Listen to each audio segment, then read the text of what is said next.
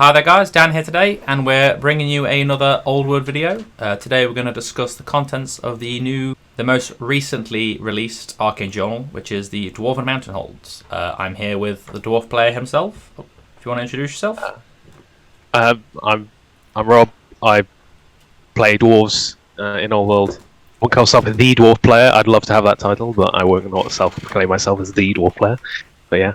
I play dwarves. Maybe a few tournament wins on the upcoming event. It might be the dwarf player. I mean, we'll see how that goes, but we'll talk about that in a separate video. Yeah. But yeah, we'll jump straight in. So we won't go through the narrative mission. We'll just solely go through stat lines and rules. So do you want to start us off on the Mountain Holds Royal Clan?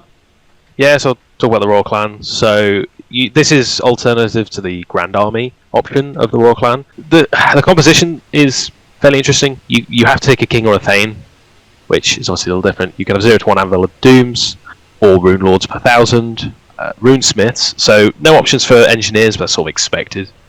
Yeah. Core, you have to have at least 25% of Royal Clan warriors, longbeards, and quarrelers. 50% of your force can be hammers or dwarf carts. You can have 0 to 3 war machines, which is either bolt throwers or grudge throwers. Again, to sort of represent this is the old school, no gunpowder here. Which is ironic coming on to what's the next options, which is Rangers, Ironbreakers, and Iron Drakes. Then finally, mercenaries. You can have Imperial Dwarf Mercenaries, Doom Seekers, and 0 to 1 Goblin Hewers. And your BSB can be a Thane or a Runesmith, which I think could make up for a spicy little build having a Runesmith BSB. Yeah, I think it incentivizes, because you don't really see a lot of runesmiths in most lists. You either see an anvil or nothing. Yeah, I think having it for the extra armor bane and flaming attacks in a squad. Thanes are nice because obviously they're a bit choppier, but runesmiths still a dwarf. You still have full plate, shield, all the good stuff. So yeah. Yeah, you lose innately, maybe an attack and a weapon skill, a weapon skill, a toughness, and an attack. But apart from that, but you give your unit armor bane 2 and flaming. Yes, yeah, and you also become a level 1 wizard for dispelling, and you have access to spell-breaking runes, stuff like that. So, again, could create some... If you want more anti-magic and a BSB, gives you that option. Yeah, I'm definitely going to try and convert one up, I think. Yeah, it's flexibility. I like it when they try and, not shoehorn, but bring less popular units into the limelight, but giving them options. Yeah, definitely. Like that. And then what's the difference on characters normally? So King or Thane's normally... Well, King's normally, 1 per 1,000? Whereas this one is compulsory. I think King's 1 per 1,000, but there's no compulsory on that. Anvil of Doom is also 1 per 1,000, but Rune Lords... I think the only real thing is that... the big difference is that it's a 1 plus King or Thane, whereas normally it's... You can take Thanes, or you can take 0 to 1 King per 1,000. Yeah. Whereas this has to be one or the other, yeah. Yeah, you probably want to take a King or Thane.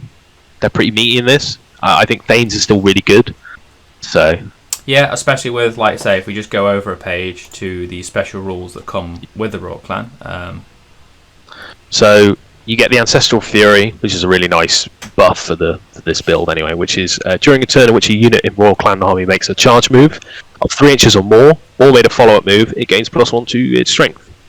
Which, again, is really good. You can have... Got great weapons, and they're on hammers. Hammers become strength 7. Longbeards become strength 5, -1. So it's just good. I mean, there's no real downside to it. I guess the only time it's a bit irritating is if you run into Bretonnians and you're like, great, I'm now strength 5, and your ward has suddenly got better, but you wound more. So yeah, that's kind of that's a very niche situation. Yeah, I suppose it's good as well because a pursuit move would technically count as a charge move. So even though it says charge move with 3 or more or a follow up, if you win combat, providing they fall back and go to more than 3, you always get your +1 strength, don't you? Yeah, that's nice. And then riches and heirlooms. Quite simply, characters get an additional 25%, 25 points of runes. Oh, if it's 25%, that would be too much. But 25 points of runes, and banners get an additional 25 points. It's certain. I don't believe this applies to champions. I think it's specifically just. No, it's characters only. Characters, so, yeah. Because if it was champions, it could be pretty obnoxious. What's the regular point allotment on a runesmith or rune lord? 75 for a runesmith, 125 for a rune lord. Is the runesmith and the thane the same allotment?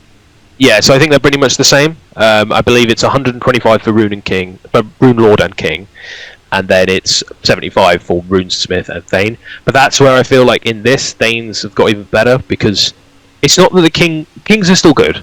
You know, I mean, the extra wound, the extra attack, the extra leadership, like, very good. You get but what if you you pay want for, like a really, if you want a choppy character, you can build not far off like a super durable killy Thane, and you don't need to spend the points to get the extra allotment. So, but you can also make some very mental Kings. You know, you can now, rather than originally where you sort of have to build, you don't have to build, but you can build them in between, or a tanky, or a killy. You could just make mega tanky and super killy, and they're just really good. Obviously very expensive though. A full King, you know, on shield bearers, which a lot of time you want to do, and this, you're looking at like nearly a pushing 400 points, you know, like, yeah, because I'm sure before this, like, it was around the 3 to 350 mark, wasn't it, with the suit of that King. So, like I say, with an extra 25 points to spend now, you're pushing close probably to that 400 mark. That King will be monstrous. That King will be hella good. So and then, you've got striking a grudge as well, which is the final rule of the clan. Yeah, this is like the weaker rule. It's fun though, you know, and it could come, I guess, clutch. You pick a character, an enemy character, obviously, at the start of the game, and your entire army gains hatred against said character, and if they die at the end of the game, you get an additional 75 VP. Now, this could be good, where you know you've got some like real cheap lone characters running around, and you go, I'm going to pick that character, and your opponent's okay, I've got to be careful, it's an extra 75 VP. Yeah, and also dragons. I mean, you just go, right, I'm getting hatred against your dragon, and we know in the meta that currently they're everywhere. So you just go, it's still unlikely to kill them because it's a dragon, but it just gives you that little bit of extra. And if you do kill it, I think it's not an auto win, but as soon as you kill someone's dragon, you're looking at like a nearly, with the additional 75, like nearly 800 victory points. Like, it's huge. Yeah, it's a massive tally up. And then, like I say, especially we've spoken in the past about obviously dwarves being not a faction that can usually pick their fights. So I suppose this is nice, because then if you have got like a dragon lord running havoc on your army and he's avoiding your king deliberately, at least then everything else he runs into first is getting hatred against him until he makes it to you. Yeah, it's definitely means that you can hit a bit harder now. And then against, like, if somebody's not running, you know, if you're playing a bit more casually, or if they're not running a dragon, then again it's a nice bit of rule where you go, I got hatred against that character, so that character's got to be really careful, even against like your regular troops, you know, even if it's just some iron breakers or just some clan warriors. Yeah, I mean, we'll look at my list, for example. I have my BSB and Royal Pegasus down as supporting units most of the time. So if you picked him, I'd have to try and be a bit more defensive, because I could charge him in with a load of knights, but then if you just choose to fight him and you're getting all them rerolls, it could be a good little... It's definitely the weakest rule out of the thing. It's a bit of fun, it's a bit of fluff, but it could come in clutch, I guess. Yeah, it's just a nice addition. Like I say, sometimes that 75 points may get you a win, or maybe push your loss to a draw or something. Yeah, exactly. But it's a nice little add. Any more you want to add to the Royal Clan before we move on? Overall, I think the Royal Clan's a lot of fun. I think it promotes a kind of heavier, like, killier build in terms of melee, which is fun. I don't think it's going to be the one striking the meta or anything. I definitely think the Expeditionary Force, which we're going to come on to, is going to be what everyone's going to be leaning towards. Yeah, unless you go for some dumb builds like the one I'm going for the event. Yes, and we'll let you talk about that when we do the event video, because that should be a giggle. Obviously, we're moving on to the Expedition Force in a minute, but the only strange thing to me is you've got lack of black powder, but they still give you Iron Drakes. Which I can see why, because if they were in the other list instead, then nobody would ever take this. Yeah, I think the Iron Drakes make this an optional build, because it just gives you a bit of punch. But it's fun, it's cool. Yeah. So the second Dwarven Mountain Holds Army of Infamy. So characters, it's 50% of your army, obviously characters like normal. 1 plus engineers or engineer sappers, you're gonna have those when we read on to it. 0 to 1 demon slayers or dragon slayers, and Thanes and runesmiths. 25% of your army can be warriors, or must be spent on, warriors, thunderers, and dwarf carts. 0 to 1 unit of rangers per 1,000 points, 0 to 1 unit of scout gyrocopters may be taken as core choice per 1,000 points. Special, you can have miners, scout gyrocopters, and normal gyrocopters. And then 0 to 3 war machines, which are between the bolt thrower, grudge thrower, and cannon. And then rare is a gyro bomber, 0 to 1 unit of slayers, and 0 to 2 war machines per 1,000 points, which is the organ gun or the flame cannon. And then you have mercenaries, build dwarfs, doom seekers, slightly less doom seekers, 0 to 2 per 1,000 rather than 0 to 4, and a goblin hewer. And you can make an engineer your BSB in this, which again could be pretty spicy. I think you're going to want to run a lot of engineers and engineer sappers in this build. They're very good, especially for how this army builds. You can sort of tell it's all about guns. It's just guns, and helicopters. Yeah, so I might say that's another. I mean, not like engineers weren't being used before anyway, but most of the time, if you wanted to bring a BSB, it almost stops you having to bring a Thane in. You can save some points and take the second. Say you take one engineer as your general, take the second one that you want anyway to spread out the rules. And also make it a BSB, so you can save the 70 points on a Thane, 65. 65 for Thane, 55 I want to say for an engineer. So it's 20 points. It's enough to scoff at. You effectively get the BSB points near enough for free. Yeah. And then obviously the sappers we'll get to once we get to their page because they can be pretty spicy. So what we're lacking here? So there's no iron tricks, no iron breakers, no long no hammers. Yeah, it's the heavy combat units, unsurprisingly. No quarrelers, which is interesting. You've got your access to your black powder again, lost access to iron drakes, and basically any elite melee units. Yeah, pretty as much. well as the kings and the anvil. Yeah, you just... The thing is, though, I mean, that's where I question I think the BSB you're using more to stop things running away from, like, panic, rather than combat, because... In the clan warriors, in the royal clan, you want the BSB there for being in a unit, given magic banner buff, as well as the buff for being a BSB in combat res. But I think with this, you're just doing it so that your opponent can't possibly pick off a couple of models out of the unit and go, right, break test, and then you just run away. Or if a unit runs through, or if a unit dies. I think that's really what you're using the BSB for instead, so the role is very different, so I think that's quite interesting. Also, you can run dwarf carts as core, so you can just run an army of just dwarf carts and gyrocopters without any infantry, which is quite funny. Whether it's good, I don't know, but especially now the dwarf miners box came out and you get 4 in a box, it's kind of like, well, actually, hold on, maybe I will just run a core of just those. But you'll probably want to run some Thunderers when we get to the rules. Yes, because then obviously on the opposite page we have the 3 special rules that come with the Expeditionary Force. So the Expeditionary Marksman is 0 to 1 per 1,000 points, may be upgraded to Expeditionary Marksman for 1 point model, and they do not suffer the penalty for moving and shooting. In addition, you can do this upgrade on a Dwarf Engineer for 10 points. There's been a slight contention of whether this ignores Ponderous. Yeah, we were reading it the other day, and my interpretation is that it does, because it just says you ignore any negative to hit modifiers for moving and shooting, and all Ponderous says is an additional -1 for moving and shooting. It's not additional; it just says instead of the usual -1, it becomes -2. So then I'm just reading it as that he just ignores it. Yeah, because you'd imagine, like I say, they're both related to a negative modifier for moving and shooting. So if you ignore modifiers moving and shooting, you'd ignore any of them, be it 1, 5, 10. Yeah. Exactly. So I think that the intention of that is meant to be you can move and not suffer any modifiers. Whereas a few people have said it removes. I don't know how they've come to that interpretation, but they'll say it removes one of the -1. So if you move with a ponderous weapon and you're normally -2, you just -1 now because of this. But I don't think that's the intention. Yeah, it's effectively similar wording to Quick Shot. I mean, Quick Shot's arguably more different, because Quick Shot says you ignore the -1, but then Ponderous makes it a -2, so then people are like, well, is it a -1 still, or is it I still ignore the -1, so effectively the -1 doesn't exist from Ponderous. So that, again, is a kind of a mixture of things. I think most people are interpreting it as you ignore the movement, which I think is the intent. Yeah. Function over form is you reduce the toughness characteristic of cannons, organ guns, and flame cannons, but they lose the move or shoot, which, when I first read this, I'll be honest, I wasn't really that fussed. I was kind of like, yeah, occasionally it might come into usage, but actually I've watched a few games of it, and I was like, oh no, fair enough. It can be quite helpful. You can move onto that hill, you can move out of charge arcs a bit. It can really help you just adjust that tiny amount, and there's no penalty anymore. I think on the cannon and the flame cannon, it's kind of like awesome, because you don't care about the penalty here. But the organ gun would still be a -1. And personally, I mean, there's a personal bias. I don't really rate organ guns that much anymore. I am having to adjust from 8th edition, where they were ridiculous. Oh yeah, if one of them was looking at you, you'd almost get ready to pick your models off the table before you even roll the dice. Yeah, it was ready to go. But now, I think they have a place. I need to play with them a bit more. I've got 2 sitting in a box ready to be painted. I just haven't. I'm just like, well. Yeah. So, but I think with the cannons and flame cannons is good. Yeah, another good thing about this as well, I think, is there's been a few times where in the late game especially, my artillery will either be running from units dying nearby, or basically if they have to run for any reason or make a flee by terror, then at least if you do rally on your following turn, you can still fire them. Whereas obviously before you couldn't. They just sort of stand there idle, wait to be charged again. So it's that's minor, true. but it makes a difference. I didn't think about it for that example. Yeah, that's true. If they panic or whatever, because if they fall back in good order or give ground, and let's say your opponents will fall up, they don't count as moving. So yeah, but obviously if they break, they just die because they're raw machine. But there's been a few times where I've played like Matt's High Elves, for example, and these dragons sort of flanked round, issued the charge because he's long bomb away. I fail the terror. They run.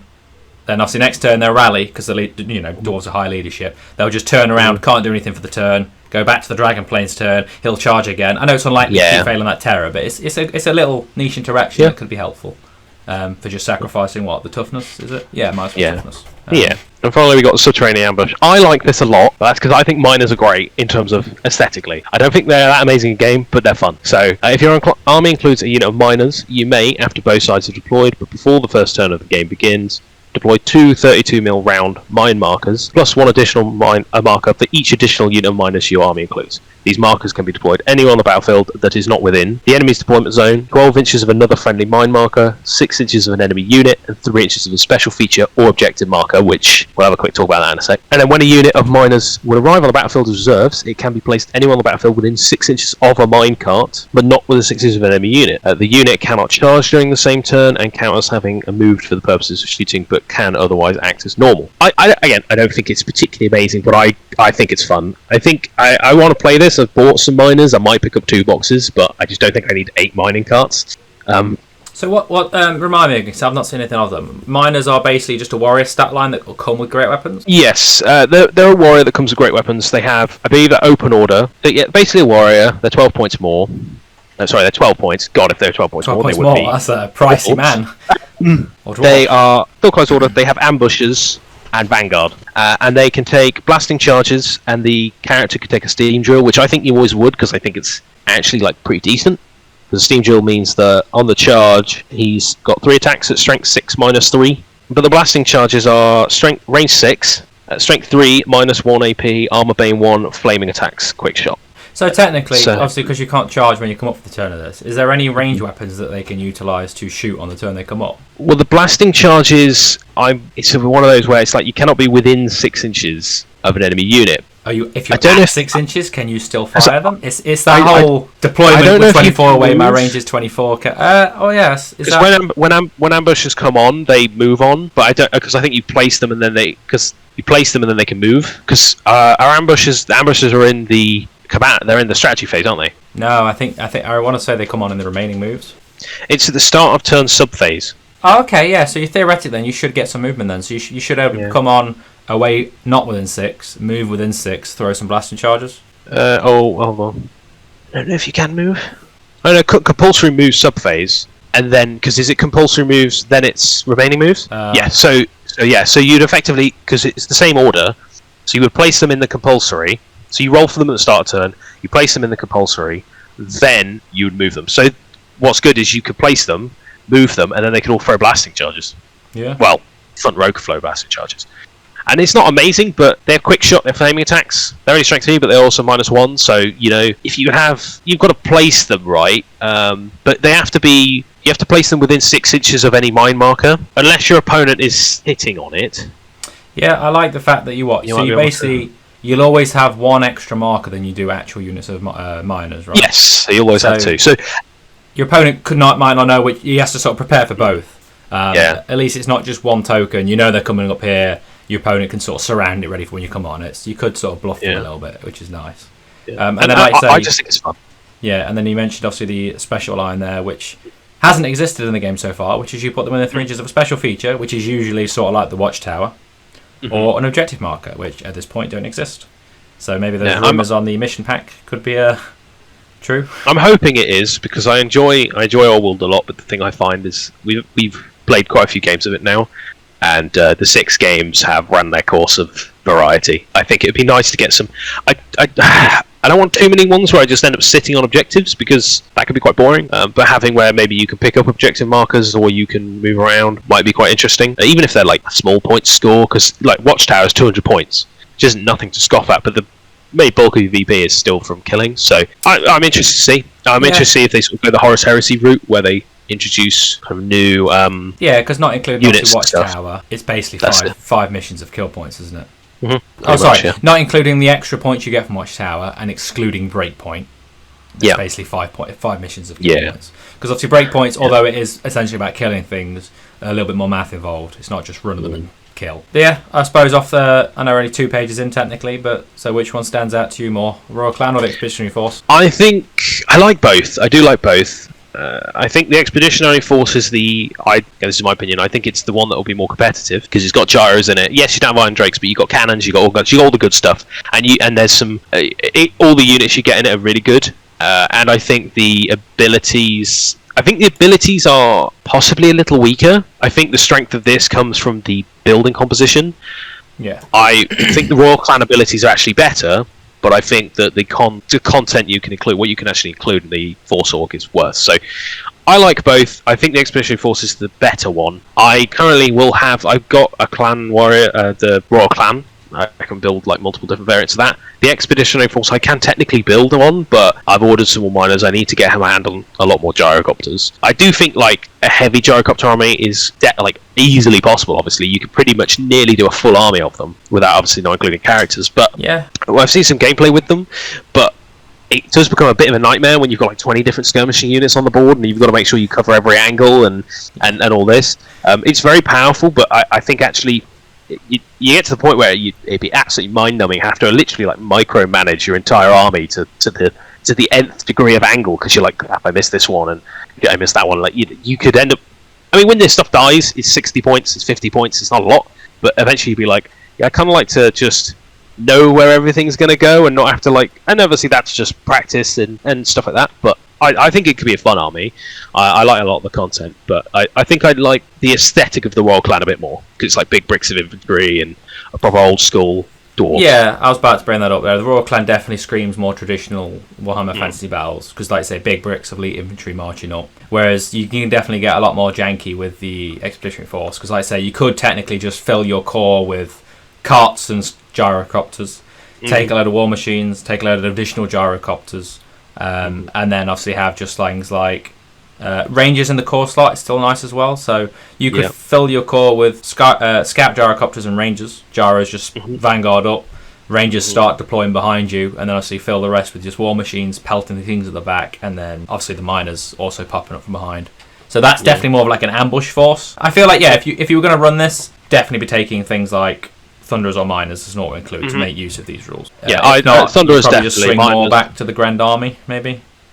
Yeah, possibly. I still think people like the gyro spamming and stuff, So on to the characters and the actual new unit data slates in the army. Thorgrim Urloxon. So obviously this is OG young Grudge Bearer. They've confirmed that. This is when he's a Thane, not a king? Yeah. Yeah, and I don't know what happened in those few hundred years, but he obviously had a big glow-up, because I really don't rate him. But he's 250 points. He's got a Thane stat line, so web skill 6, strength 4, T5, 3 wounds, initiative 3, 3 attacks. He's leadership 10, which is pretty good, but he's 250 points. You've got to bear that in mind when we get on to the rest of the stuff, because overall... And then Thane stat line with an extra wound, is that about it? Extra wound and attack. Yes, sorry, he does have extra wound. Attack's the same, and he's extra. So there's extra wound and extra leadership. He's got a hand weapon, he's got Grudge Settler, which is his weapon. He's got a Grudge Stone, or the Grudge Stone. He's got the Armour of Skeldor and a shield. Special rules, he's got Grommel Armour, he's got Grudge Law, he's got Hatred Orcs and Goblins, Magic S1, Rallying Cry, Resolute, Stubborn. He's basically, again, like Thane stat lines apart from the Grudge Law, which is a new one. Grudge Law is, once Thorgrim has set the Grudge Stone, which we'll get into in a second, both he and the inner unit he joins loses Hatred Orcs and Goblins, but gains Hatred all MAs. Okay, that's pretty good, just having flat Hatred on the unit, you put them in hammers and that unit that hits hard. But they are never going to get in combat. So the Grudge Stone, during any start of turn subphase, Thorgrim may set the Grudge Stone. Once set, Thorgrim and any unit he joined the gains Unbreakable, again pretty nice, and automatically passes panic tests they're required to make. However, once it's been set, they cannot choose to flee as a charge action and cannot move, other than to give ground and make follow-up moves. So or reform, so you could pivot, but you can't go any further, yeah. And this is a point that you've probably heard if you watched other videos on the Dwarf book. It's a cool premise, but you just immediately go, yeah, that big brick of dudes, I can ignore that for the rest of the game. It's literally not there. Unless you pour so many points that it's the case of your opponent has to come and fight it. That's the only way I can really see it working. Or like the objective missions. Don't get me wrong, if there's the new objective missions, this could be amazing. You whack him on the middle of an objective that's worth loads of VP, And yeah, it's going to be hard to shift. But losing all movement in with dwarves anyway, they struggle to move around the board and declare fights. Just taking a unit out of the game is just... Yeah, I know it's in any start turn subphase you can pop that. So if you think, okay, you're going to get charged this turn, you can pop it. But then, like I say, if you do that early on, you cut your losses for the rest of the game, basically. It's like, you might win that combat because you're now unbreakable with hatred. But then as soon as you win that combat, that's all the points that unit's going to get. It'd be nice if it was maybe just your turn you could turn it on, but then you could turn it off. So you could Yeah, and then obviously you've got his armour. The armour, so he's got armour of Skaldor. So it's a suit of heavy armour. Yeah, I was just going to read the lore of it, because it's a suit of heavy armour. I mean, that's the immediate problem. So it's the armour of Skaldor, etched deeply with powerful runes. The armour of Skaldor has turned countless blades and protected Thorgrim through many bloody battles. So cool. This armor's got to be pretty amazing, right? So it starts off, it's heavy armor. So it's weaker than pretty much what every other dwarf character has access to, or has innately, like Thanes, who have full plate. Okay, I know maybe he fancied a challenge. I don't know where they got that from. Maybe it's too much drinking in his Thane days, and his spear belly doesn't fit into full plate. Yeah, possibly. In addition, he gains a fort ward against killing blow or wounds suffered by multiple wounds. I mean, again, it's like, cool, I get a fort ward against this one weapon, which on a 50-50 I'm going to die to. It's okay. I mean, it's niche, and then we'll get onto his weapon. I mean, his weapon is arguably his shining jewel. Like, that's his best thing. So it's +2 strength, it's -1 AP, it's armor bane 1, magical attacks, and it has the master rune of smiting and a rune of parrying. So he is weapon skill 6 and -1 to hit. So it's like, okay, fair enough, that's pretty decent. And he does D6 damage a hit. So his weapon is pretty damn good. But his durability is just awful. Like, if he gets charged by someone who does have killing blow, or just has... Again, if somebody just goes, oh, I've just got a great weapon, you're immediately on 6 up saves. You know, like, he's...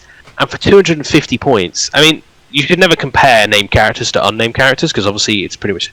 But you can build an unnamed character that's half the cost, that's twice as good, you know what I mean? Like... Yeah, I suppose... What? I mean, like, so what? A rune of smiting is 75 points? 75 points, and a rune of parrying is 35. So that's 110. And then I suppose if you say he's got a rune of preservation for the immunity to killing blow, multiple wounds, that's 25. So you're at 135. Yeah, which you technically can't do innately, but then you can in a And then to get to a 4+ ward, shielding are 15 points piece.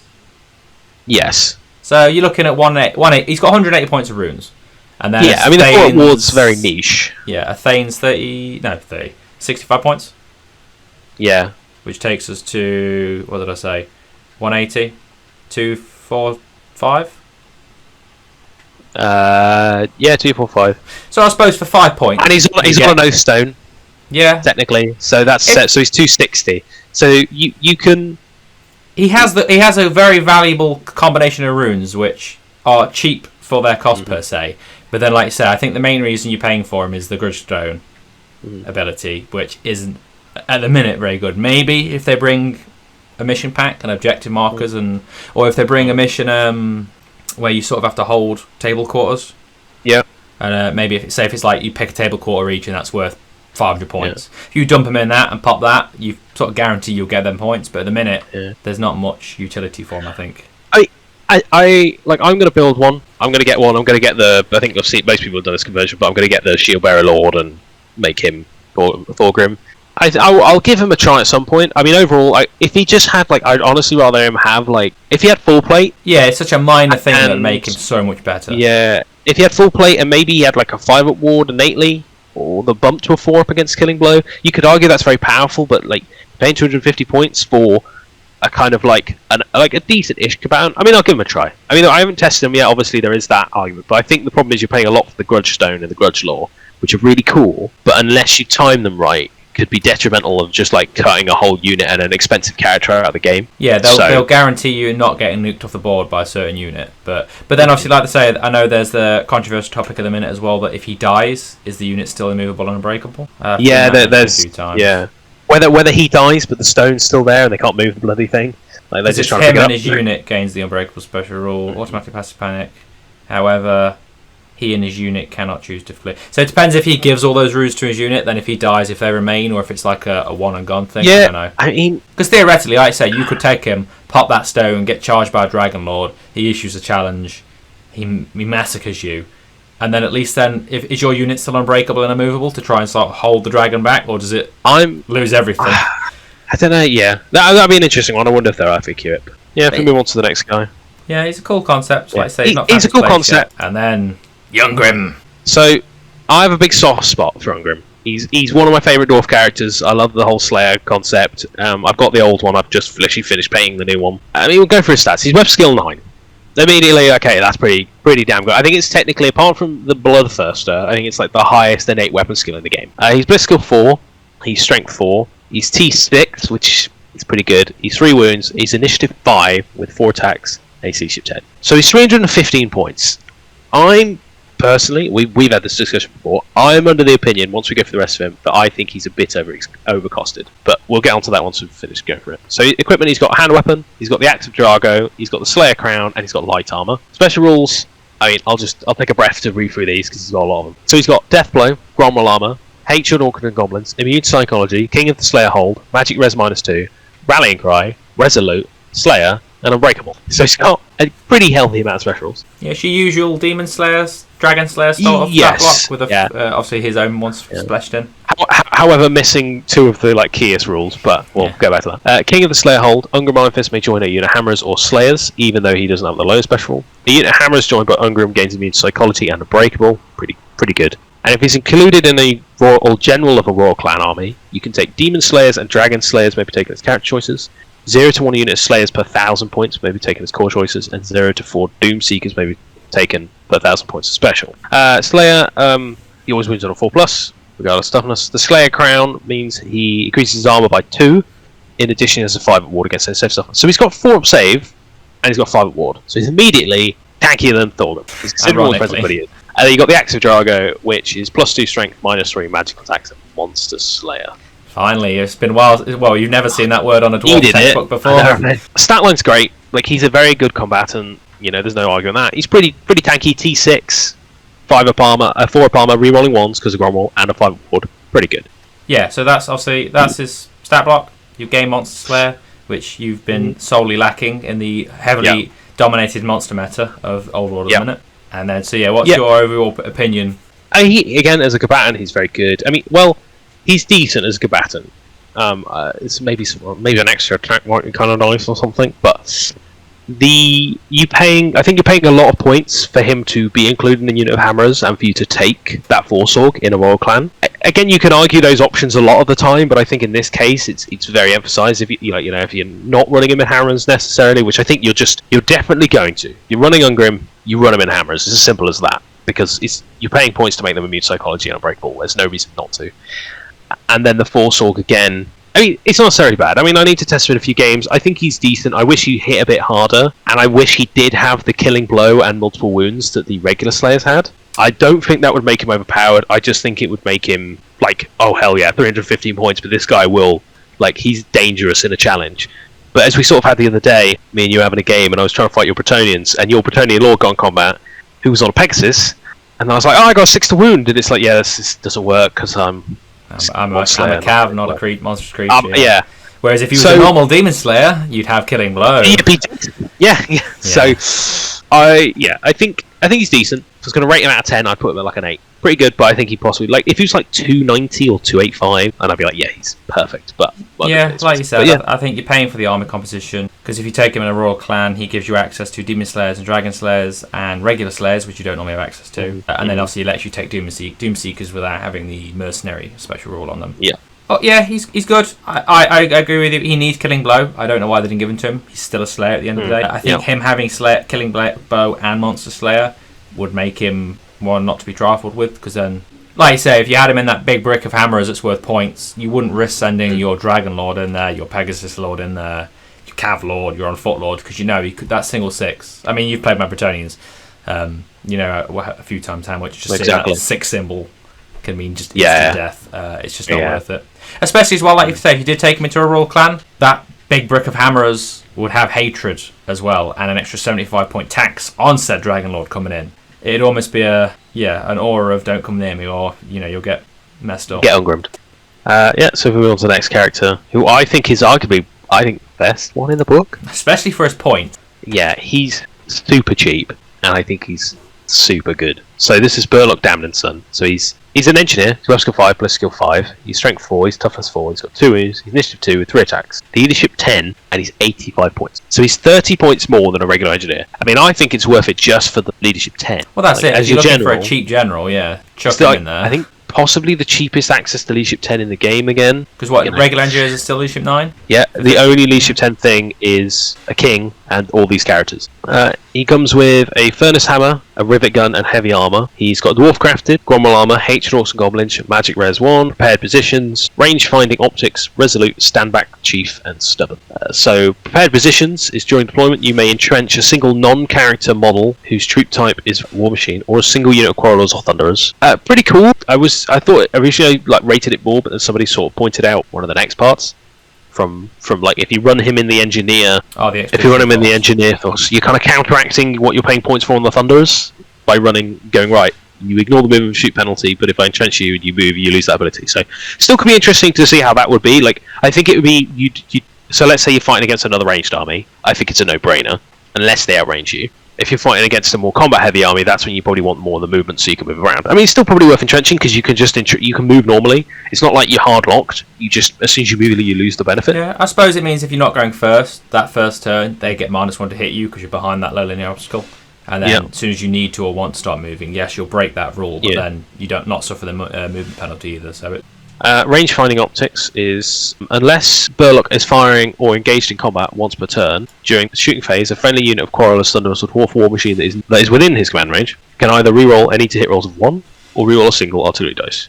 Pretty good. He's not going to be shooting very often, ironically because of his gun, but we'll get onto that in a sec.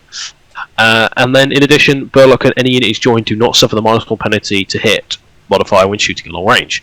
This is real. I mean, that's amazing. I've got unit of thunderers in the expeditionary force. They ignore the move and fire penalty, they ignore the long range penalty, and they're rerolling ones to hit. And also you're -1 to hit them because I'm just going to chill here. And then they have dwarf crafted, so you ignore your stand and shoot minus as well? Yeah. So they don't really take any modifiers in terms of firing their weapon. Apart from cover or skirmishes. Yes. Yeah, pretty much. Stand back chief is you can effectively look out from a war machine. And then the furnace hammer is his weapon, which is strength star, -2 AP, flaming attacks. Before Burlock makes any attacks with his weapon, roll an artillery dice to determine its strength characteristic. If a misfire is rolled, he loses a single wound and makes no attacks this turn.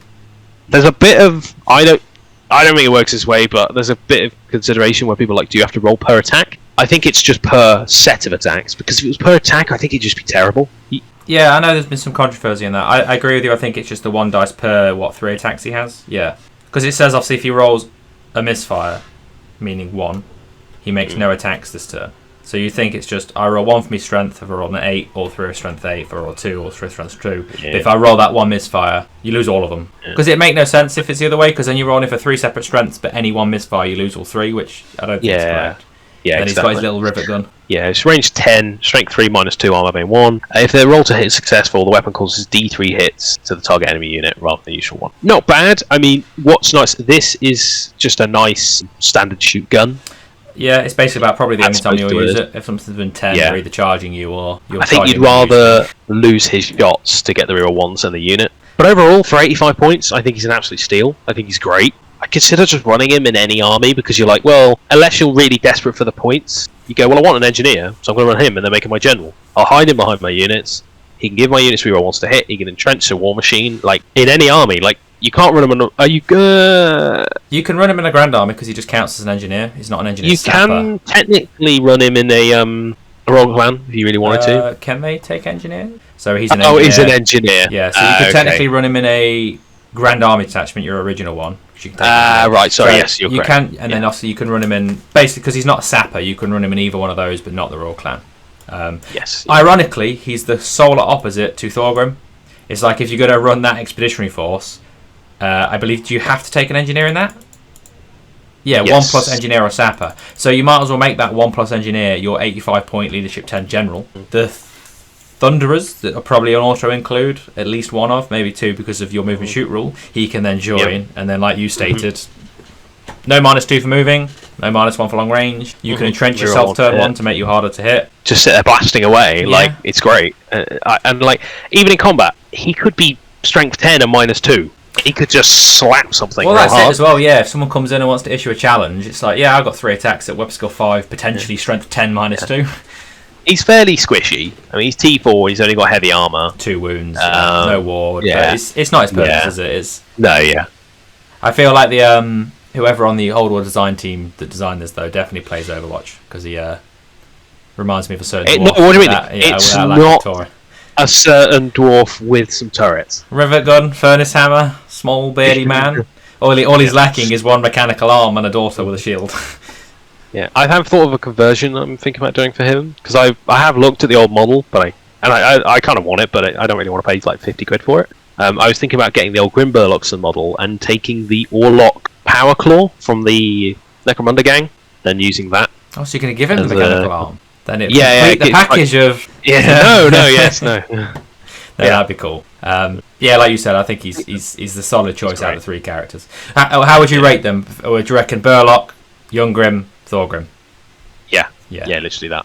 I think it's like Burlock, Young Grim, Thorgrim. Okay, I do think like the gap is.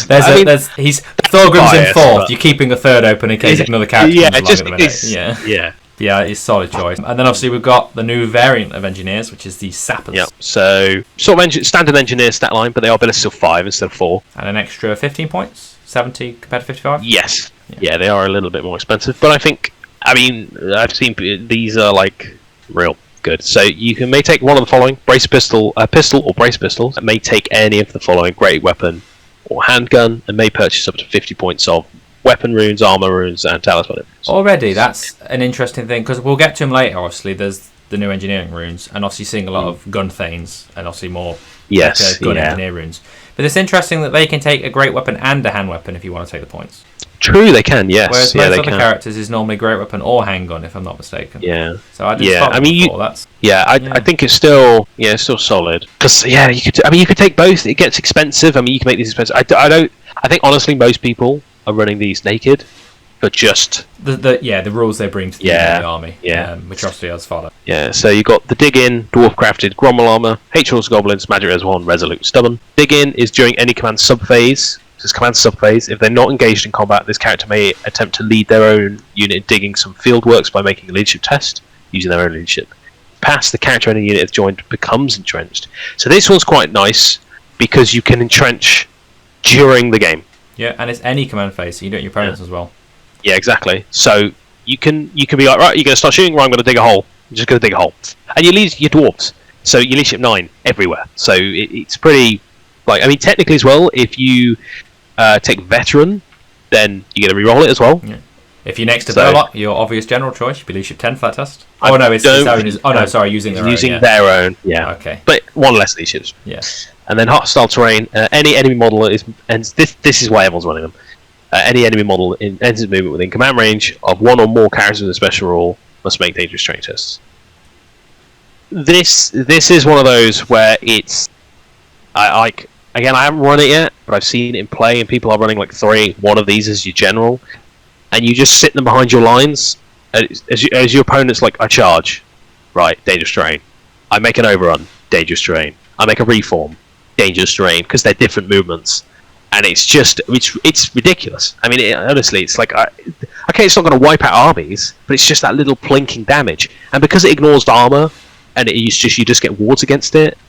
It's pretty brutal, to be honest, because you can cover most of the board with it, and you just sit there going, right, we're going to shoot you, and as soon as you get near us, we're entrenched. So I believe if you charged a low linear obstacle, you become disordered. It's either distorted or disrupted. I can't remember. It's one of them. Yes. Yeah. And chariots can't charge you, and so it really nullifies cav quite nicely.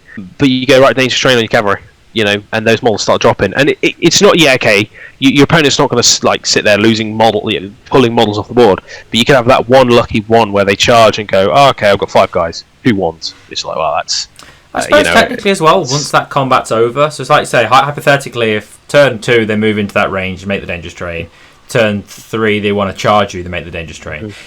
Regardless whether they win or that combat, if they fall back, give ground, or follow up or anything like that, that's still a movement, right? So there's more dangerous terrains. Well, it's even worse if they fall back in good order. If the unit fallbacks in good order, not only do they move from the dangerous, but then they reform, which is also technically a form of move. Yeah, so it's just you just keep rolling. You're like, come on, keep rolling dice, keep falling over. So yeah, this army is not. You can only take this in the expeditionary force. Yes, because they're a sapper. But you just take the expeditionary force. You sit there with thunderers and organ guns, and it's a gun army. It is a gunline army with gyrocopters flying around. It's pretty powerful. I mean, if you have like a quite competent player with a solid build, it's a hard army to fight because it's just like, oh, I get in combat, but then you got to take a million dangerous terrains. And even if you get in combat, they're still dwarves. Yeah. You know what I mean? I think a lot of people are running the thunderers with great weapons and shields. You go, cool, I'm going to stand and shoot, which is going to sting, and then I'm entrenched, so you get all your negatives. And especially then now as well, stand and shoot counts towards combat res, so like I say. Yeah, and then, so brilliant. Honestly, really good. Yeah, I'd say auto include. Yeah, I don't think there's anything bad to say about these. I don't even think you need to really invest in a lot of the runes. Honestly, you just run them with. I'd give them a handgun. I would, because you want them to just sit there shooting. But I don't even know if you need to invest a lot of points into runes and stuff. Having that extra little damage is nice, but you're just taking it for the dangerous terrain. Yeah, like I say, the versatility's there for the option if you want to make them more spenny better. But the two special rules they just bring to the field on 70 points is just great. A solid choice anyway. Next up, the opposite of shooting, Doomseekers. My favourite unit in the book. My favourite one. I don't care. They're the best. They're great. They're 50 points, West Skill 5, Strength 5, T4, 2 wounds, Initiative 3. 2d3 attacks and leadership 10. They have Whirlwind of Blades, which counts as a hand weapon. They can take 50 points of runic items. They are a character. They have Deathblow, Doomseeker, First to the Fray, Gromwell weapons, Hatred Orcs and Goblins, Immune Psychology, Impact is D3 plus 1, Loner, Magic Res 2, Random Attacks, Resolute, Unbreakable, Vanguard, Whirlwind of Death. Like, it's just... You can't fit any more special rules, yeah. You can't anymore. So, they got Vanguard, so they're faster. They got Immune Psychology and Unbreakable, so they do not care about leadership. They got Gromwell weapons, so they're -1 in combat. They got Death Blows, so when they die, they do a hit. There's loads of initial stuff. Then you've got the Doomseeker, which is at the end of the battle. A Doomseeker that has been slain is worth no victory points. However, if they are alive, they're worth 100% victory points. I think this rule's great. It just means you can just throw, like, again, what's quite nice with all this dwarf stuff is you can bulk them out and make some real nasty combos. Like the Doomseekers, you can make them really terrifying. But just as 50 points, sending them off, and if they go, right, well, I've killed 50 points, you're like, cool, and then I die, sound. It's 3 points for me, like it's 3 victory points. Well, as long as they die. I suppose even if you compare the worst of the worst, like you throw them into Bretonian peasants and kill the champion's 10 points. Yeah, let's say, and that's comparing it to a peasant. If you charge in and kill like a Knights of the Realm champion or a Grail Knight champion, that's 40. I think they're 45 points for a champion. So if you just go in, or if Grail Knights have to charge you because you're in the way, issue the challenge, stab the champion, you've made 45 points back. They kill you, they get nothing. Right. You've netted that value. Yeah, it's cool as well. It brings a lot of fluff from the Slayer. I love it. It's not a pact, is it? What's it called? Slayer? Slayer Oath. That's it, yeah. Yeah, it's great. First of the 3 is the models increase maximum charge by 3 and gets one additional D3. Like this, again, just means that they can get in combat so much more. If you take the Grudge Pony, which we'll get onto in a bit, again, you're looking at a move 4 plus D3, so your charge distance is 13 inches. You're faster than most of the infantry in the game, and you're like, oh, well done. Dwarves are now attacking me. Oh, okay, don't like this. And then with their impact hits D3 plus 1, it's nice to actually have a chance to get into combat by charging and not being charged. Yeah, exactly. And then the impact hits are done with the profile of the Whirling Blades. In addition, they're Slayers, so they always wound on a 4+, regardless of toughness. You can take them as Dogs of War as well, so you can run them in Empire of Man, which is kind of fun. And if you want to run them in a normal Grand Army, they are mercenaries. I just think that they're great. Like, just, you can run them with Ungrim, and you can run technically a 4 per 1,000 points, or you can run 7 in 2K with some upgrades so they cost nothing, and that's an option. And then, like I say, the big deal here is the 50 points of magic weapon runes they can take, which count as their hand weapons and get used for the impact hits. So and you can get some real versatile build. So Royal Clan, you get an extra 25 points. God, I wish it was an extra 75, but you get an extra 25 points. So you're now at 75 VP, 75 points that you can spend on magic runes. And then there is also the addition of something else, which we'll get onto when we get onto that. But yeah, overall, like, brilliant unit. Like, honestly, 10 out of 10. I mean, they're great anyway. The models are great. I've just painted a load of them. They're so much fun. Painted more than a load of them, didn't you? Hey, yeah, I've painted a few. Next one, a new variant of warriors, the Royal Clan Warriors. So these can only be fielded in the Royal Clan, obviously. Basically a warrior stat line, completely. They're 10 points, they are 2 points more, but they come with a shield, so they're only actually 1 point more technically. But they have Grommel armor and Grommel weapons, and just that alone is pretty good. Them, as they are a very solid unit, but they have options. So they can replace their shields with Grommel Great Axes. So Grommel Great Axe is a strength +2, -3 great weapon. So it's -3. Which I think is real nice. Yeah, you take it in the Royal Clan. You lose the Armor Bane 1, but automatically get the AP from the Armor Bane 1 applied to every wound you make rather than 6. Which is so much better. And then you take it in Royal Clan, which you have to. And when these charge, they're strength 6 -3. That's pretty good. You know, I mean, that is a real. That's a choppy unit. You can have normal command stuff like that. They can have 75 points of standard of banner runes. Believe some people are saying that includes the already 25. Might be back in the start of Royal Clan, but apparently they wouldn't get anywhere with it because they're not characters. No, because banners get an extra 25. Oh, do they? Yes. What, from the Royal Banner Clan runes? Character, in addition, units are able to purchase standard runes may spend an additional 25 points. Oh, exception of Royal Clan Warriors. There you go. Sorry. Yeah, so it's already counted on that. Me just forgetting a rule that's already there. So yes, they got 75 point banner, which is great. Champion could take 25 points of weapon runes and 25 points of talismanic runes. Yeah, okay. I mean, at 0 to 1 units per 1,000 could be drilled, stubborn, or veteran. You know, I mean, you can give them stubborn, give them veteran, and that is a hard unit to shift. Stubborn, shield wall, everyone knows it's a good combo, and they're veteran. They're pretty good. I mean, warriors usually don't have. Is it Grommel weapons or Grommel armor? They don't normally have. They don't have either. Oh, okay, so going from nothing to both basically for a point. Yeah. The argument a lot of people are having at the moment is these versus Longbeards, because in the Royal Clan you can run either as your core. I think it depends what you want. If you want cheap holding power, the Royal Clan Warriors are a little better because they can have stubborn. Don't think Longbeard's going to have. Hold on, I do have the book. I'm prepared, so I will double check because I don't want to be wrong. And I have been a couple of times, but we all make mistakes. If you run them naked, they're just like they can't have stubborn breakers, right? Yeah. So effectively, it's if you want holding power, these are better because they have Grommel armor and they can have stubborn. So your hand weapon shields be strength 4 3 on the charge or push up. Yeah.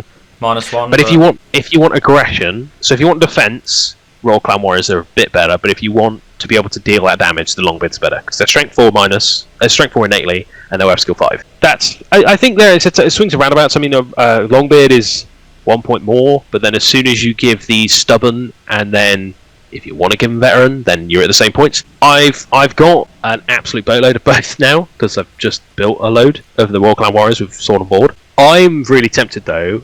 If I wouldn't run Longbeards with great weapons, I'd run these instead. If you run the Royal Clan, I think these are better with great weapons because they're 1 less strength initially.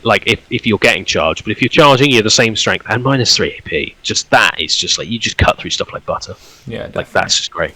So I really like them. 75 points for the standard runes, getting bumped to that. That basically gives you access to any standard bar the Ward one. Rune of Grugny.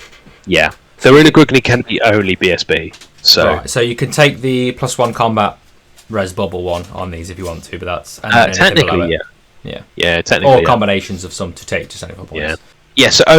So it's fine. It's just because the Master Rune of Grugny specifically says battle standard bearer only, whereas the rest of them are fine. Oh so right. You could technically take. Yeah, but you can technically take any of the others. I thought it's just normally because BSBs don't have a cap on theirs, do they? So his is the only one that fits into that allotment, but which maybe is, but they're double. But you can, if you want, you can spend a crap ton of points and make them immune to fear and panic, make them fear and terror, all that sort of stuff. You can make them a proper good holding. They are like Dire Iron Breakers. Yeah, Dire Iron Breakers / Longbeards without the weapon skill essentially. So you can customize them to match your flavour a bit more, but you can't quite mimic the unit you're copying. No, solid choice. The Imperial Dwarf Mercenaries. Which... They're fun, goofy models. They're a bit of a giggle. I can't, you can have spears, which I think is the only option you'd ever take, really. I mean, it does mean you can run dwarves in your Empire, because you can run them as mercenaries, but I think dwarves in Empire can ally anyway, so if you want to run...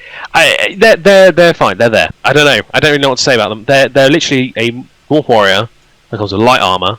They come without... They have the normal dwarf warrior rules. How many points do you say warriors again? 8. So the same points of warrior, but you come with light instead of heavy. Yeah, you can give them handguns and you can give them crossbows, and you can effectively turn them into quarrelers and thunderers. You can give them heavy armor, but then they're 9 points, so they're more expensive than warriors. But then, like you say, the only thing different really here is the spears. Yeah.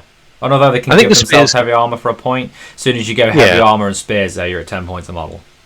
Yeah, and again, they can have drilled veteran, like a normal dwarf warrior. So they're cool because I love the models. The models are super goofy, and I love them. But yeah, they're very old school, but they're not. Yeah, if you want to run them in like an Empire army to keep them all in theme, really cool. But I haven't bought any at the moment, so. Yeah, they're not. I don't think they're on most people's radar at the minute for an auto include. Yeah, but they're nice. Yeah, well solid. And then the Scout Gyrocopters, which are the gyrocopters available in the Royal Clan list. Expeditionary Force. Expeditionary Force, sorry. Oh, these are the ones that are your 0 to 2 per 1,000 core slot. 0 to 1 per 1,000 points, I think. It's 0 to 1, but you take squad to 2. Sorry, yeah, that's it. Yes. So you can take max 4 2 units of 2 per 1,000 in a 2,000 point list. Yeah. So they're pretty much the same in terms of stat line, but they are 1 better ballistic skill, but 1 lower toughness.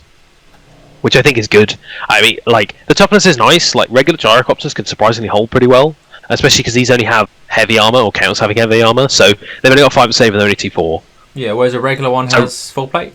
Yeah, and it's T5. They lose a bit of the durability, but the BS4 is quite nice. And they come with a Clag gun standard. And you get 1 extra movement as well, fly 10 instead of fly 9.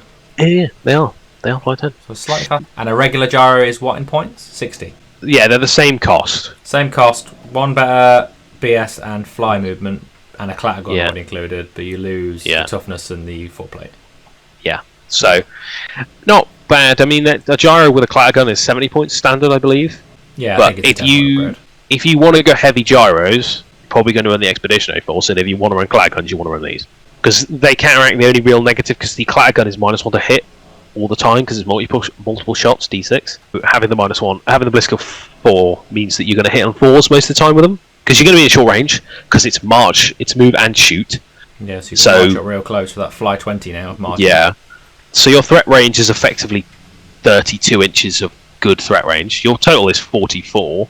And then extended formation and hit and run, are they rules that are already on the regular gyrocopter? No. So the gyrocopters have fire and flee, like these do, but they don't have the extended formation or the hit and run. So the extended formation means you can have a lot wider coherency, which is nice.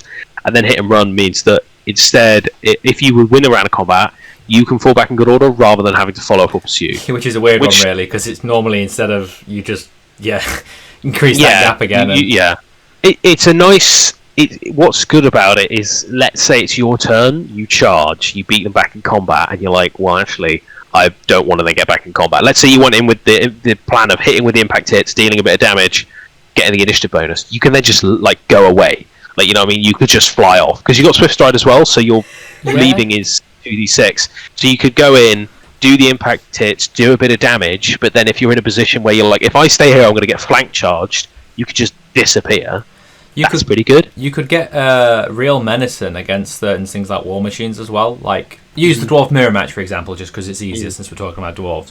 But if you, flank this up the side, charge their organ gun, and they're not running the Expeditionary Force normally, you know their crew aren't likely to kill you back. Maybe you'll have a chance of killing their crew, but then if you just try and win that combat and then break them away and you move back, they've now moved, so they can't shoot you. Yeah. And you can just keep nullifying little units. They could be a bit of a nuisance. It's pretty good. I mean, apart from that, they're a decent shooting unit. They have quick shot as well, so they're actually very good at standing and shooting because you've got fire and flee. So they can fire and flee with no penalty at all, and you can just disappear again. They're a really fast unit, they're a lot of fun, they're cheap, and you can run them as core in the Expeditionary Force. So if you really want to, you can just run loads of gyrocopters. So again, real solid. Nothing bad to say. Yeah. My only petty negative note would be not that they need it, that the Scout gyrocopter does not in fact have Scout. But I don't think they need it when you march 20. There is that. If they had Scout and Vanguard, I think it would be a case of I'm just in your board at this point. I'm starting on your side. So. And then the Dwarf Carts returning 2 variant. Yeah, so you've got it comes as a 65-point standard, and then you can build it as 2 options, which you have to pick one. So you've got the Bugman Cart, which is any dwarf unit that is not fleeing or engaged in combat within 6 inches gains +1 move till the end of the turn. This is not cumulative, so if you take 5 of them and then go drink, you can't have movement 8 dwarves. I wish you could, but you can't. And then the Miner's Cart, I really like this one because it was exactly what I wanted it to do. So any dwarf unit that is within 3 inches of a friendly Miner's Cart that is not fleeing or engaged in combat will make a standard shoot action, charge action, and shooting action attack as if it were equipped with blasting charges, which is the ones that the Dwarf Miners have. So it's range 6, strength 3, -1, flaming, quick shot. Additionally, when it loses last wound, you roll a dice on a 4+. Every unit, friend or foe, within 3 suffers D6 strength 3 hits with an AP of -1 of flaming attacks. They effectively get hit by a blasting charge. Yeah, it just explodes and everything gets hit by it. Yeah. You can have 0 to 4 in your rare, in a normal Grand Army. So yeah, it's nice little caveat that adds it back to the old school one in case you want them. And then if I remember rightly, you can take either in the Expeditionary Force, but only one in the Royal Clan. Yeah, you can only take the Bugman cart in the Royal Clan. Which is a good. Yeah, whereas the Expedition Force just says Dwarf Cart, so you can take either. Yeah.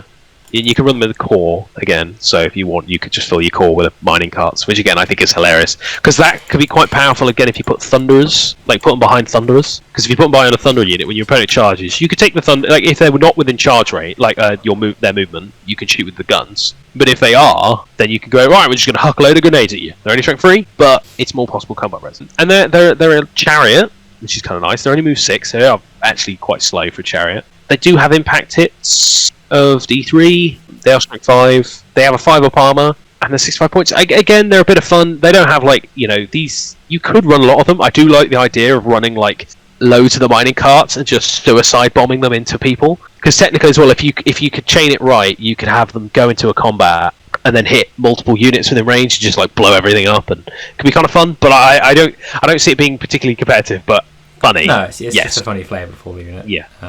So I like them quite a lot. I'm gonna pick up the Bugman one soon, hopefully.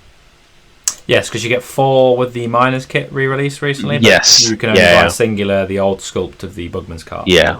Well, I suppose you could easily convert one if you bought. I mean, you go non-GWA, but if you bought some sort of 3D printed cart and then bought the Games Workshop Bugman on the barrels and just stick him on the back, that'd be cool. Yeah, that would work really well. And then more runes, engineer ones this time. More runes. Which at the top can only be taken on crossbows or handguns. So, Master Rune of Slaying is 50 points. When making a reroll against the unit troop type that is Behemoth, you always win on 3, and it does. In addition, a weapon described with this rune gains multiple points D3. So technically, I didn't think about this before. That doesn't just apply to against Behemoths. That's just all the time. Yeah, so we're always on a 3 against Behemoths, but D3 against everything. Yeah, so it's kind of nice. I mean, you could go character sniping with that. You can go War Machine sniping with that pretty comfortably. You know what I mean? It's unlikely, but you sack that 6, you could just snipe the entire War Machine, which could be kind of cool. Master Rune of Piercing. This is you're a big fan of this one, aren't you? Yeah. So it's 40 points. It effectively turns you into a bolt thrower. It gives you +1 to your strength, and you gain the through and through rule. And then we'll get onto the culprit. This is the one that's been everyone's chatting about, and in a combination, which is the Master Rune of Bursting Flame, 35 points. A roll to hit is successful. It does 2d3 hits instead of the usual one. Yeah, this is the problem child rune, isn't it? At the minute. I don't think it is. It's good, but problem child in no way that needs fixing or errating in any way. I think it's fine it really is, but it's definitely causing some controversy in some lists because of its strength. Rune of Concussive Force is 30 points, and a unit hit with an attack made by a weapon described with the rune of gains Stupidity. I like the premise of this, but honestly, I don't think it's that great, because Stupidity, while can be annoying, it just stops you. I don't find it now. That's about it. Yeah, there's no real massive detriment to it that much. And if they pass the leadership, then you're kind of well, I don't know. I mean, you could time it right. You could have that lucky thing where you shoot, you hit, and then I like the leadership. But you only have to hit them to give them Stupidity, not hit. Yes, there is that benefit. If it was hit and wound, no one would take it for 30 points. But there might be. I don't, off the top of my head, I can't think of any units in the game that are that low leadership. Maybe Night Goblins. You could just I hit one. Yeah, you're stupid. Possibly quite good against Skaven. The other thing is they're not even that low leadership, are they? Because they've all got Warband. So their leadership is actually quite high. Masses, things like that as well. You can easily get the leadership 9 or 10. There's a little bubble effect. Yeah. But it's there though. I suppose if it ever has a need, you can dust it out of the cupboard. But Rune of Accuracy is 20 points. You just ignore negatives to hit. I mean, that's just great. It's 20 points. It's pretty bonkers. Rune of Rapid Fire, 15 points to give you multiple shots too, and quick shot. The combination of those two innately, ignoring the obvious one, which is you take the Master Rune of Bursting Flame, you take Rune of Accuracy, you take Rune of Rapid Fire, you're hitting on. You have to do this on the Thane, but you're then hitting on 3s. If they both hit, it's 43 hits. It's rank 4. Do it on a handgun, ignore the crossbow. I think it's just better on a handgun. The extra 6-inch range is nice, but I think your opponent a lot of the time is going to be aggressive on dwarves. It's very rare that you're going to struggle to get towards them. And you can move and shoot it anyway, so to be honest, that 6-inch range is going to disappear quite quickly, especially with most games. You're 24 inches apart starting anyway, so you can be within that range. So I just think the extra AP is well worth it. Yeah, I agree with you on that one. If the crossbow was higher strength, then maybe. But yeah, or if it was like Armor Bane 3, and then it was like, oh, okay, if this thing does roll a 6, it's going to hurt, but Rune of Molten Steel against flaming attacks, and finally Enchanted Rune, which is against magical attacks. Not a bad one to take if you want to go real cheap, because it makes the weapon magical, obviously. I feel like that bottom one's just that. Well, because no, these are runes, right? So surely as soon as you put a rune on a handgun, it becomes a magic. Yeah, it would. So that bottom one's basically a carry-out, so you can run duplicates. Yes, it's that, and all, but also if you want to run, like, so let's say you're just like, I've got 5 points to spend, and I just want to turn have your this weapon magical, into magical. Yeah, I mean, it would have been cool if it did something else. Like, I'd rather it be a case of like the 5.1 was flaming, and then the 10.1 is maybe like +1 AP or +1 something. I don't know, maybe an extra bit of range or something like that. Could have been more interesting, but it's fine. I do think obviously the combo, say, we talked about a second ago, Rune of Bursting Flame, Rune of Accuracy, Rune of Rapid Fire, I think it's fine. It's powerful, but I don't think it's game breaking. It's still strength 4, it's still only -1. Yes, okay, you can cut through infantry pretty good, but it's not like, oh, I'm going to shoot this at your dragon, and your dragon is going to spontaneously combust. Like, that's not going to happen. Yeah, I did see a battle report though where I think the Bone Grinder Giant, I did see that where it did get laid in a turn or two with just that weapon, which was quite fun to watch. But like I say, the odds of it happening are slim. And dwarves being meant to be one of the main shooting forces in the game, it gives them that little burst they need. They don't have access to Dragon Lord, they don't have access to Cav. They can't really pick the fights. They should be good to just stand and shoot and force you to certain units. Because I suppose if you've got this on a Thane sat in a unit, it sort of forces your opponent's hand then that they'll have to send something good at combat to you to stop you shooting. Which at the minute you didn't standard shoot's going to hurt. Oh yeah, you could annihilate that first fighting rank before they even hit you. Yeah. So initiative 10s, you've got nothing to attack at all, so skip all of that. Right, my attacks. Yeah, cool. Yeah, definitely. I think the Rune of Rapid Fire is the actual kind of biggest problem here, because it's good with all of them. Like, you take Rune of Rapid Fire and Master Rune of Piercing, which you've done, and that's pretty potent. That's my favourite. I think it's slightly worse than the Bursting Flame one, but I just like the fact you have basically a bolt thrower in the form of a handgun that you can stand and shoot with. And I think it can, in niche situations, net you more hits than the 2d3 hits. Not very often. But, if you deploy them on the flanks a little bit more, and if the stops moving up, if you get them wide. God! I mean, if you 7 by 3 units, you could potentially get 14 shots hits going through. Yeah. I mean, the problem you slightly have there is the wounding, because obviously they'll get to a point where you can't actually wound anymore. Yes, because you'd be with a handgun, you'd be strength 5, so hypothetically strength 3. 5, 4, 3, 2, 1, and then I believe it doesn't cap, so technically you can only actually go through 5 models. Oh, no, actually, if they're T4, you can... No, sorry. It's only 5 models. If they're T3, you can go indefinitely, right? Because it's... No, if they're T4... No, because the toughness is only if it's 6 higher. So, like, unless you're shooting stuff that's toughness 7... Yeah, which is not the purpose of the weapon, but... Yeah, but if you... Yeah, you're only ever going to get 5. I mean, still, if they all hit and they all wound, you're getting 10 wounds, that could be pretty good. But I think the Bursting Flame is great because it's good against everything, whereas that's only good against stuff with lots of rank. The Master Rune of Slaying could be quite fun, because again, you shoot that at stuff, and it's like, oh, well, actually, it's 2 hits, and then multiple hits too. But they're multiple wounds D3. You can actually shoot that at, like, monsters and deal some serious damage. Or just shoot it at stuff like Amazing. It's pretty good against Pegasus Knights, especially with the handgun, because you wound on 4s. It's -1, so they get 4 up armor, but they only get 6 at ward, so you can actually possibly delete like 2 Pegasus Knights. Again, really good against war machines. I think not the problem, but the thing that makes all of these really good is the Rune of Rapid Fire more than anything. Yeah, Accuracy and Rapid Fire are your go-tos, I think, as the supplement runes. So you basically, it's what do you want to do? Pick a Master Rune, supplement it with Accuracy and Rapid Fire, and then just bolt those onto. Because you just ignore all the penalties. And then the quick shot, you could argue, is maybe not as useful because you ignore the move and fire penalty, but it's still great because then you can stand and shoot with whatever you've built, and that just is terrifying. Because again, it's not going to kill dragons, but you could sit there shooting that at dragons for a couple of turns, and it's like, oh, I see this doing some damage, and then they charge you, and you go, right, stand and shoot. They can both hit, unlikely, but if they both wound, it's like, oh, okay, this is going to hurt. You know what I mean? So, but then I suppose even like as in supplements too, if you've made your list and you've got 15 points spare, It's not optimal, but you could at least chuck a rapid fire on my Thunderer champion or something, or a Ranger champion. I did look at that. You can't do it on champions. They just can't take magic weapons. If you could, it'd be amazing, but you can't. Because I was thinking that. I was like, just giving him like a real rapid fire just means that it's an extra shot. It's not bad, but you unfortunately can't do that. Okay. Well, technically, if they could take 50, you could put a master rune of like slaying on them, which would be dumb. But Charge me giant. Yeah. It gives a lot more customization to shooting, which is nice. I forgot this was in here. So this is the final stat block. The Goblin Heroes. So I bought one of these on release. I love this model. I love the promise. I'm a big fan of Slayers, so I had to buy it. But 120 points, the same cost as an organ gun. So it's T6, so it's 1 less toughness, I believe. 3 wounds. It's only got 1 crew. Yes, so if you get in combat with it, it's going to have a bad time. It's still a Slayer. It doesn't have any of the Slayer rules, but it's still a Slayer, so it's funny. You can have 50 points of runic engineering runes, which the organ can't have any, so that's quite good. It's got hatred, immune psychology, which is good because you can't panic them. It's also unbreakable. So let's say for whatever reason you somehow didn't kill that 1 crew member, it's locked in combat. So it's quite good. And then the weapon itself. So it is range 36, which is very long range. Strength 4, -1, armor in 1, cumbersome, move or shoot, Whirling Doom. So Whirling Doom is with a single salvo of spinning axes, a Goblin Hewer can cut through several ranks of troops. When shooting a Goblin Hewer, roll an artillery dice for making any rolls to hit.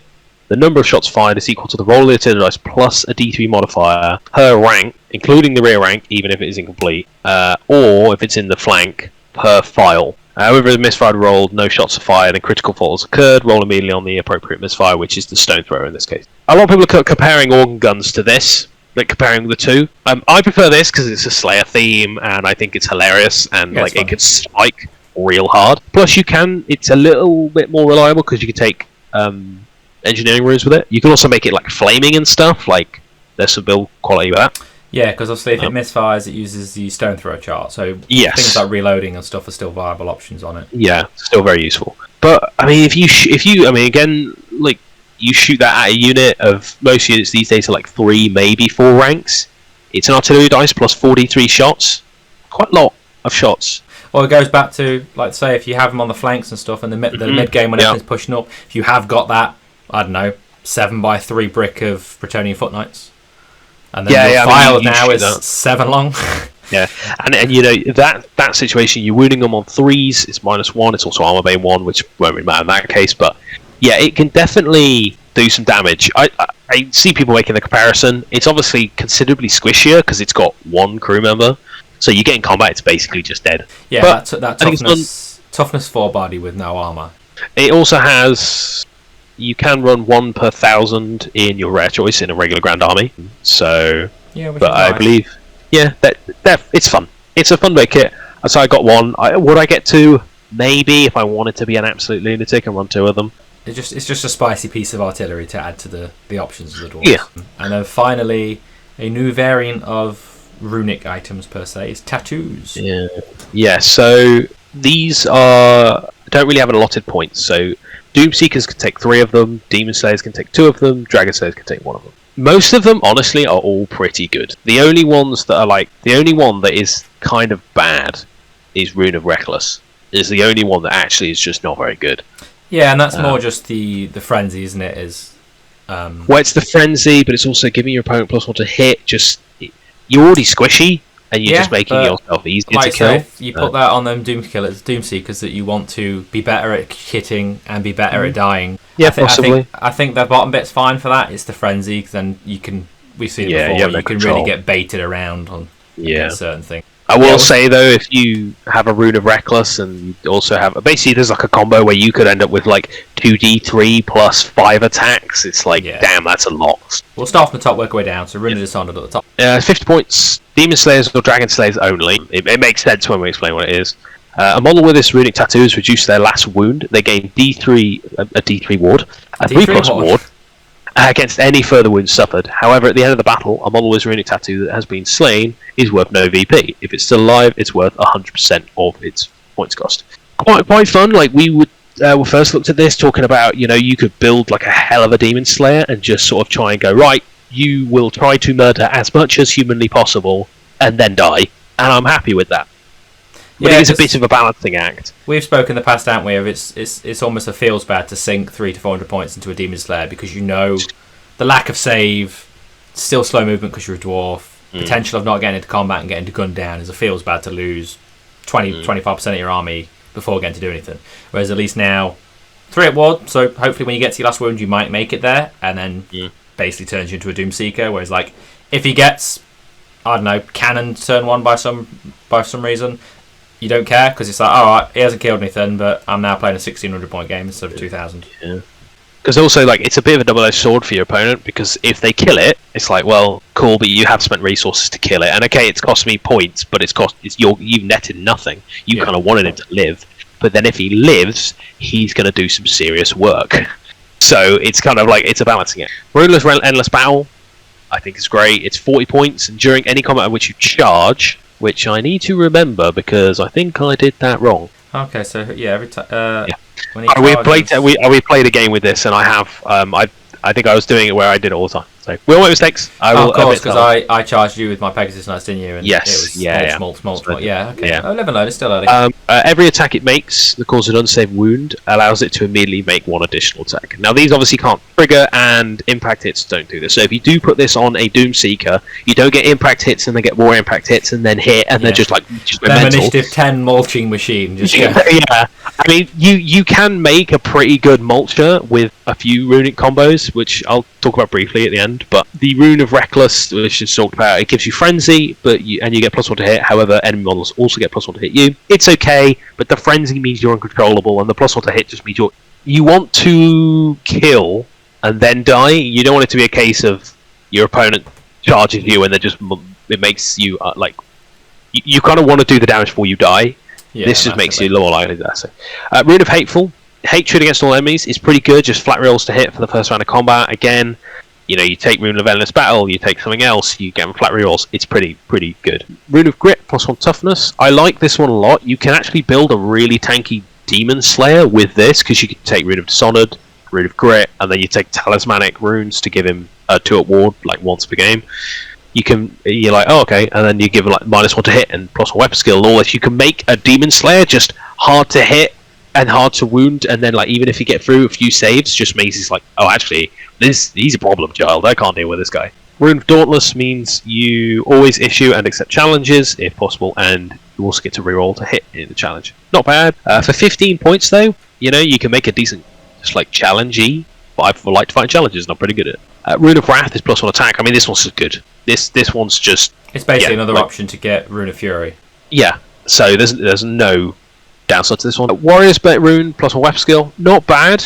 It's not you can take this, and you can make a weapon skill 10 Dragon Slayer if you really wanted to. I don't see why you really would, but +1 weapon skill's not bad. And then Rune of Blazing gives flaming attacks, which not awful on Demon and Dragon Slayers, because if you start sending them at trolls, which, oh my god, surprise, surprise, they're supposed to be good at fighting, it makes them just extra killy at them. All of them, honestly, pretty good, apart from Rune of Reckless. That's pretty much my thing. I mean, what's your opinion on them? I can't see any really bad ones in there apart from that one. Yeah, I think the points cost on all of them is solid. There's none that are so overcosted that you'd never use them. Like, say, with the Rune of Wrath, it's a nice little duplication that if you want to run a Demon Slayer, for example, that you don't want to... There's certain runes you don't want to... Like, Rune of Fury is an auto-include on most dwarf characters, if I'm not wrong, just for the extra attack. If you're making a weapon better to then get more attacks with said weapon, seemed to be a no-brainer.